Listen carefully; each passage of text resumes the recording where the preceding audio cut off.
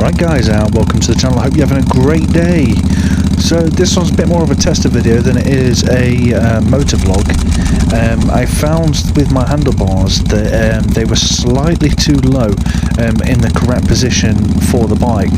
So it got to the point that when I was doing sharper right and left hand turns, that the actual brake levers and in some cases the actual grips were knocking against my knees. So I was only getting just past halfway of a lock and struggling on the bike.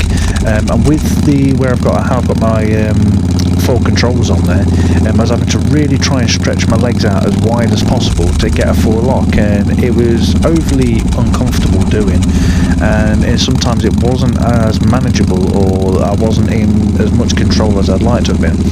So what I thought I'd do, I've loosened up the handlebars and I've just angled them up slightly so they're about 6.5 inches higher, the actual grips are, than what they were previously. Also as well, I decided that I wanted to black out certain parts of the bike and I wanted to get rid of the chrome mirrors, so I've gone and bought almost the same mirrors. They're pretty much an identical copy to the genuine Yamaha chrome mirrors, but I bought them in black. So I thought I'd give them a go today, and as I said, it's a bit of a test video. So again, the audio, the exhaust audio, what I was having to do previous, I had the Zoom H1 either in one of my panniers or in my top box with a microphone coming from that, which was tied to the back of the bike. And what I had to do to sync it up, I had to press record on that. I had to press record on the GoPro, beep the horn or do the alarm turning off noise, so it beeped a couple of times so I knew whereabouts it started. Once I'd done that, and obviously done either the motor vlog or the ride, etc., I'd have to put the video into Final Cut Pro X and also the audio, and then line them up and sync them up, which was becoming a bit of a faff. And I've got two GoPros, and the majority of the time I only use one. Every now and then I'll use two, maybe one as a rear view camera. So what I decided to do was turn the Wi-Fi on both of the GoPros, plug the mic that's on the back of the bike directly into the second GoPro and just chuck that in either my pannier or in my top box. In this case it's in my top box, and then use the remote, which is on my bars. That way, when I turn both the remotes on, like turn the power on the remote and press record on the GoPros, both of them are recording at the same time. One recording just exhaust, the other one recording any audio that's coming from my helmet. So I thought I'd give it a shot, and you know what, it worked out absolutely brilliant. So I think I may start using that from now on to record exhaust audio, unless I am using multiple cameras and I want a completely separate audio source. So this is the audio, the exhaust audio, being recorded directly into the GoPro Hero 4 Silver. Again, as I said, it was a test video. I thought I'd give Pro Tunes a go, because the way that the GoPro 4 is mounted on the front of my chin bar, it doesn't angle up enough to expose for the sky correctly. So I decided to turn Pro Tunes on, which limits the camera's ISO, which hopefully the quality is going to be a lot better. We'll see after this video. And you get a bit of an option in there to adjust exposure and whatnot, and a few other little settings. So I thought I'd give it a go and see what it's like and compare it to my other videos.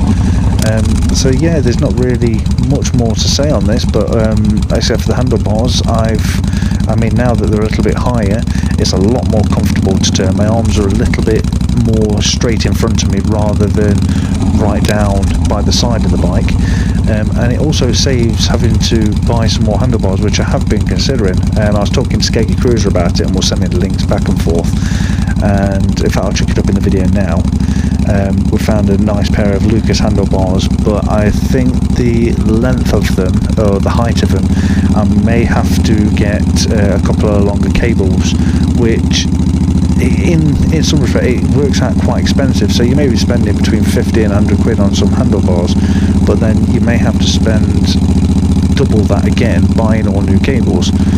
So I thought this is a short term just to see what I think of it, and because it's so much more comfortable now I've actually got them raised. And the reason I originally put them a lot lower where they should be, like how they are when you buy the bike, is when I went to Skeggy to go and see Skeggy Cruiser, I sat on his bike just to see how the difference felt. And for some reason, just sitting there, it felt so much more comfortable sitting there and holding the handlebars, whereas I didn't have them. I had them slightly high, not as high as they are now, but I had them slightly higher. So I thought, you know what, I'm just going to drop mine down. And for a while, it was so much more comfortable. But the only problem being is I couldn't get a full lock again now with my knees where they were, which was a pain in the arse because I've got long legs. So what I was trying to say was debating and talking about different handlebars, etc. And I really wanted to get a new set, and I just couldn't justify the cost for saying that I can actually just lift these up. So anyway, I've just adjusted the angle, lifted them up about 6 inches, maybe a bit more, a little bit less, I'm not entirely sure, but now I can get a full lock on both sides and it completely clears my knees. Again, with these mirrors, they're a copy of the Yamaha mirrors. They're a lot more lightweight, they're not built as nicely as the genuine Yamahas, but they serve a purpose. I mean, I can see great out of them, I can see just as clear out of these as I can the Yamaha ones. They're a little bit easier to adjust because obviously they're not as solid. But yeah, no, I like them.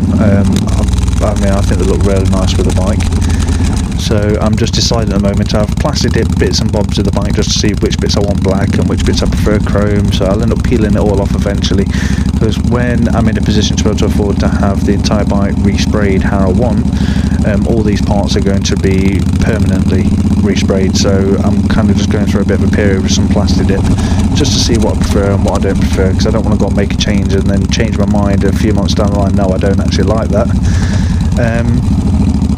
So yeah, anyway, let me know what you think of the audio, let me know what you think of the picture quality, if it's any better than previous videos or not.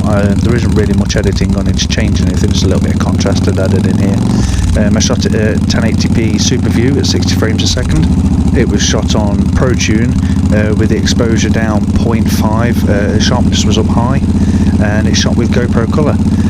The exhaust audio is recorded with a drift microphone which is attached to the back of the bike, and that's going into my second GoPro Hero 4 Silver. This audio is being recorded by the Rode SmartLav Plus, which is on my open face helmet. So anyway, let me know what you think. I'll shut up for now and just leave the video to run through. As I said, it's only a test video, so it's not a full motor vlog. So anyway, don't forget, if you enjoyed the video, to give it a thumbs up and subscribe. If you want to see any more of the videos, click on channel and click videos, and they're all there. Right, take care all, have a good day and ride safe.